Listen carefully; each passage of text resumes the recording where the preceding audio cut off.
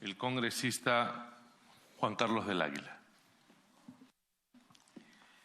Bueno, presidente, en línea con el cuestionamiento a la discrecionalidad de Perú Petro para la firma de los contratos en su oportunidad, uno reflexiona y empieza a hacer algunos apuntes luego de las exposiciones de los colegas congresistas y uno va comprobando y revisando además alguna documentación que estos procesos de negociación directa vienen dándose en el país desde hace 25 años aproximadamente. No es ninguna novedad en el país. Una buena cantidad de contratos son producto precisamente de la negociación directa.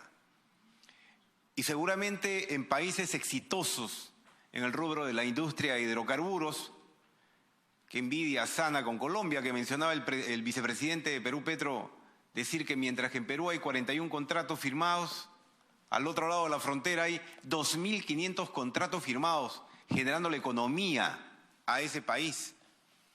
Y seguramente una buena cantidad de esos contratos provengan de negociaciones directas. Y si no es así, es porque seguramente hay interés de muchos inversionistas en hidrocarburos que no necesita Colombia quizá ya entrar en el rubro de la negociación directa, porque es lo que debiera pasar en el Perú. Solamente debiera darse negociación directa, y eso es un criterio de discrecionalidad justamente de Perú Petro, cuando no hay postores, cuando no hay interesados. Reflexiono como peruano, porque no soy experto en el tema petrolero como algunos colegas aquí presentes, pero me pregunto y digo, es que hay gran cantidad de inversionistas en el tema petróleo, inversionistas de primer orden, de segundo orden, que quieran venir a invertir en aguas profundas. ¿Los hay como para que Perú Petro tenga que convocar a concursos?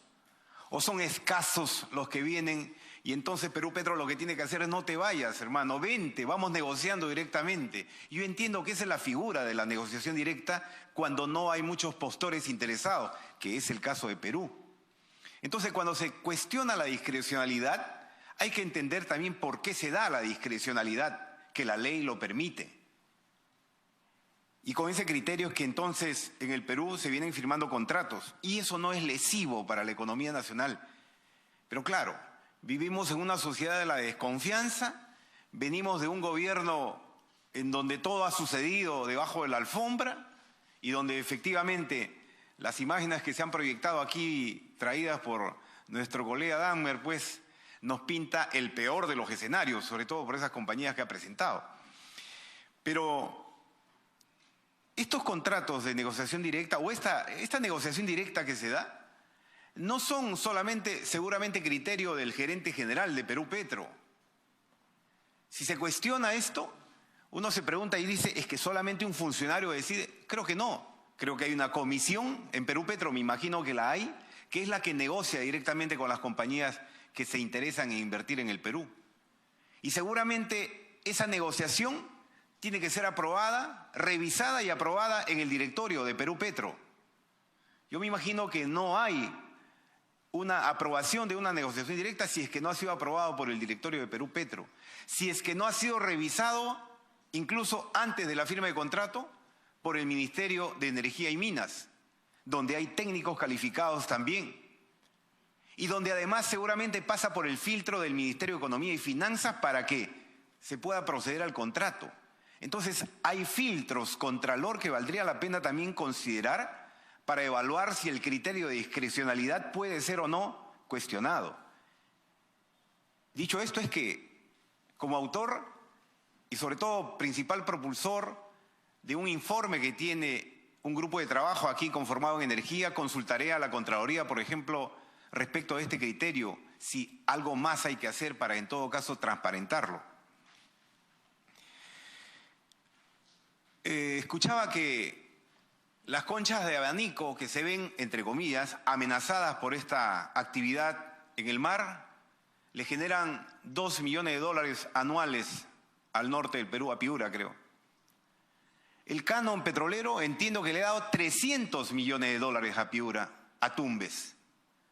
Entonces, ¿por qué cuestionar la actividad? No, porque tiene amenaza en el ecosistema, en la biomasa marina. Bueno, pues menos soy experto en el tema, pero le pediremos informes, por supuesto, a las entidades que correspondan para determinar cuán cierto es esto y cómo es que en el Perú no puede darse la inversión en el mar cuando en otros países sí hay una inversión y, por supuesto, generando un gran impacto en la economía de esos países. Congresista, Nos muestra... En Sechura son 70 millones, no 2 millones anuales. Correcto. 2 millones le había escuchado y por eso lo cuestionaba. Son 70, dice, versus los 300 millones que le genera el canon petrolero. Ni siquiera el canon minero le genera ese monto, entiendo, a la región Piura. Entonces decía, presidente, de que es cierto, aquí tenemos que reflexionar en la importancia de explotar una riqueza que la tenemos en el Perú. Yo no quiero imaginarme decidir cuando solamente algunos miembros del Poder Legislativo pretenden orientar el cuestionamiento por el lado ambiental. Lo ambiental tiene que ir de la mano con el desarrollo, con la parte social, por supuesto. Coincidimos, el país necesita recursos, necesita inversión. Cuando veo las imágenes presentadas por el congresista Dagmer, por supuesto nos impacta que Tulobo o que Dadarco, dicen, tiene cuestionamientos a nivel internacional. Se le pasea las tortugas a Perú Petro, a la propia Contraloría para por lo menos no haber verificado, digamos, la importancia, el nivel, la reputación de esas compañías. ¿Tan mal estamos en ese sentido? Más bien, ¿por qué no se proyecta también el beneficio que le ha dado el canon petrolero a esas regiones y al país? ¿Por qué no mostramos las escuelas, los centros de salud, lo que se ha construido con el canon petrolero también? Eso es darle economía a los países. Lo ambiental, por supuesto que hay que ser celosamente, sancionador, incluso desde el Estado, cuando las empresas privadas no cumplen o en todo caso incumplen los estándares exigidos. Hay que ser celosamente sancionador, pero no hay que ser celosamente egoísta. Probablemente el pecado de estos 5 decretos supremos, no quiero pensar los otros 3 de Anadarko, el pecado de estos 5 decretos supremos es que hayan sido promulgados pues, en las últimas horas en la agonía del anterior director técnico del primer tiempo de gobierno. Yo diría más bien como sugerencia final, presidente, que el gobierno reflexione en la necesidad, no sé si de derogar estos decretos supremos, que bien es cierto hay propuestas incluso de mi bancada en ese sentido, que yo respaldaré por supuesto, pero que sin embargo valdría la pena reflexionar sobre la necesidad más bien de que se suspenda la eficacia de esos decretos supremos hasta que haya un mejor escenario social. Muchas gracias, presidente.